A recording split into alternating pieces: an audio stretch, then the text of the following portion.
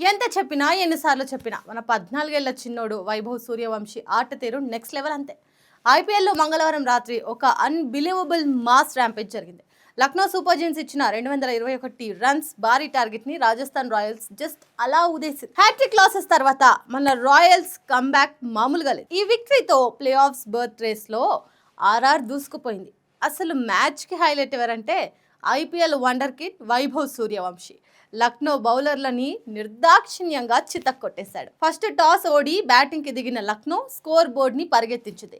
ఓపెనర్లు Mitchell Marsh, Josh Inglis ఇద్దరు పోటీ పడి మరి 4లు 6ల మూత మోగించారు. మార్చ్ జస్ట్ 4 రన్స్ తేడాతో సెంచరీ మిస్ చేసుకుని 96 రన్స్ చేస్తే ఇంగ్లీష్ 60 రన్స్తో రెచ్చిపోయాడు. ఒక దశలో స్కోర్ 250 దాటుతుంది అనుకుంటే లాస్ట్ 4 ఓవర్స్లో ఆర్ఆర్ బౌలర్లు కంబ్యాక్ ఇచ్చి లక్నో 222 రన్స్ దగ్గర లాక్ చేశారు. ఇక 221 రన్స్ టార్గెట్తో బరిలోకి దిగిన Vaibhav Suryavanshi one man show చూపించాడు.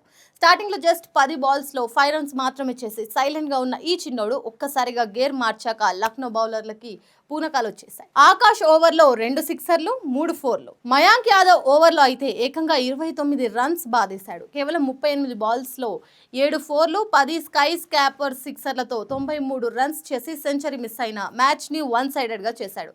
అతనికి తోడు ధ్రువ్ జురెల్ 53, జైస్వాల్ 43 రన్స్తో సపోర్ట్ ఇవ్వడంతో ఆర్ఆర్ 19.1 ఓవర్లలోని మ్యాచ్ని ఫినిష్ చేసింది.